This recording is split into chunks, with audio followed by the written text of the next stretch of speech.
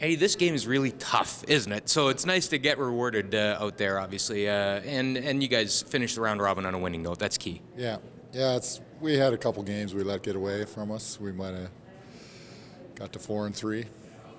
Yeah, and that's the whole point too. And it's people don't realize just how fine a line it is sometimes. And I bet you could right now, if I were to ask you 3 shots that are the difference between 4-3 and being in the hunt and being where you are, you could come up with them right away. Yeah, well, even we were playing Northern Ontario tough, and we had a hog line violation that gave us gave them a steal of 4. So it's all a little learning curve, I guess, with a lot of things. Having said that, you mentioned the learning curve, and that's every time you come back here, that's the whole key, isn't it? You try to take away positive experiences. Yeah, and this year we didn't put quite as much time in to get on arena ice and play different clubs, so it was tougher to adjust early for sure. Right. So from that perspective, do you maybe change that approach next year in a bid? Yeah, I think we'll change the approach and see if we try and make another run at it, be a little more competitive. That looked like a performance that's kind of in the Team Jacobs mode, very efficient, not a lot of mistakes. You must have been happy. Yeah, absolutely. I like the way we rebound after giving up an early deuce, and we got a big break, obviously, when Reed missed that draw for 1. We were able to kind of coast after that, but happy to be at 6 wins and excited to see how this crisscross thing works and go play some teams from the other pools. You'll be the top seed going into that, and momentum, obviously, going into those last 2 days of round robin would be pretty huge. Yeah, I mean, from what I can tell about our team right now, everybody's really comfortable with the ice, with the rocks. We're making lots of shots, and it bodes well for going into this next couple days here. So really happy with the way the boys are performing in front of me, and looking forward to hopefully putting on some more great performances. Give me a sense of how hungry this team is to win this, to get back on top of the podium at the Brier. Yeah, I really can't put into words how hungry our team is to win this thing. So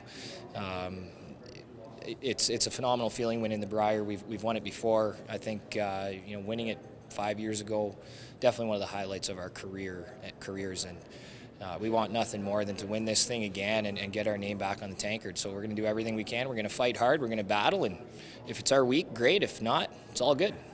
Well, you sent a lot of Saskatchewan fans home early today, and not your concern, obviously. You just had to be very happy with the way your team went out there and performed. Yeah, we played quite well today, and we had to be. I thought their back end, Matt and Steve, played exceptionally, and Matt made some huge shots early to kind of take control, and then obviously that steal of 2 in the 7th end was the game changer. Let's go back about a week, and I'm talking to you over the phone, and I'm telling you you're going to be 6-1 after the initial round. What do you say back to me? Yep, I'll take it. Yeah, all day. What do you mean? I should have been 7-0. No, I'm just teasing. No, yeah, I'll take 6-1. Puts us in great shape. As I've always said from the start of the week, I think 3 losses is the number just to be on the safe side. So, it puts us in good shape going to the championship pool. More than anything, we know how hard you fought to get to this event, and you're here now. And are you surprised at how comfortable you've been in dealing with it all? No, I don't know. Like I've been to 3 Olympic trials, 4 or 5 Canada Cups. I play the World Curling Tour all the time. I've been on TV, played in some big crowds. So I feel really comfortable, and I'm used to that atmosphere. And that was a little different playing Saskatchewan today. That's a lot of fun. They're such a knowledgeable, respectful crowd, and applaud both ways. And they were a little louder on the other side. So now looking forward to these last 2 days. These are going to be 4 real tough games. Where's the team at? Are you ready for those? Yeah, for sure. We'll have to probably talk and regroup a bit, because there's definitely some relief, right? Because we just got out of our pool. We're 6-1, and it's like, it was a really tough game out there today. We had to play real tough to beat them. So yeah, we'll probably regroup and have a couple of beverages and talk tonight, and get ready for for a fun couple of days.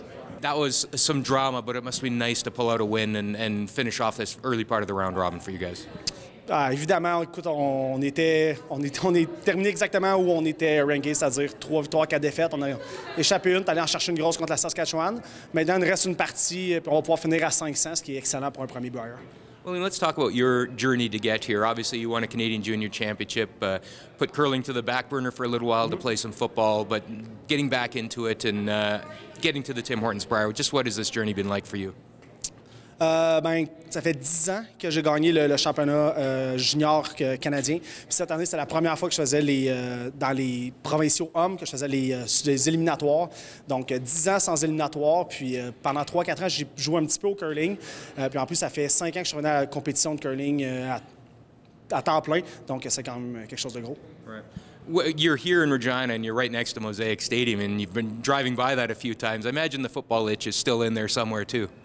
Ah, c'est sûr. Je veux dire, j'ai 30 ans, je botte encore l'été. Je suis un petit peu moins bon que j'étais, mais je pense que je pourrais encore contribuer si jamais j'avais voulu.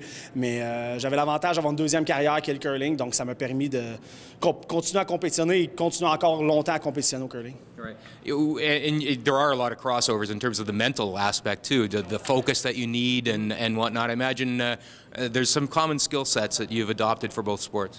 Les deux sports, surtout comme botteur, c'est un sport, c'est une pratique qui est technique, c'est un mouvement qu'on répète encore et encore et encore avec beaucoup de pression. Donc, toute la concentration, la visualisation. La seule différence, c'est qu'au football, tu as 12 gars qui essaient de venir te frapper puis te faire mal. Au curling, c'est un petit peu moins stressant de ce côté-là.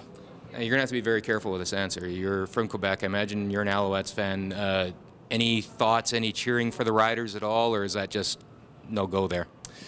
Ah, j'ai pas vraiment d'équipe dans la Ligue canadienne. C'est sûr, j'avais été signé par les Alouettes, mais ensuite j'ai été coupé, donc je suis pas vraiment... J'ai plusieurs amis dans les Alouettes, dans les Rough Riders, des gens avec qui j'ai joué. Donc j'aime le sport, je trouve que c'est divertissant, beaucoup de points. Donc non, j'aime juste la Ligue, je compte pour la Ligue au complet, j'ai pas d'équipe favorite.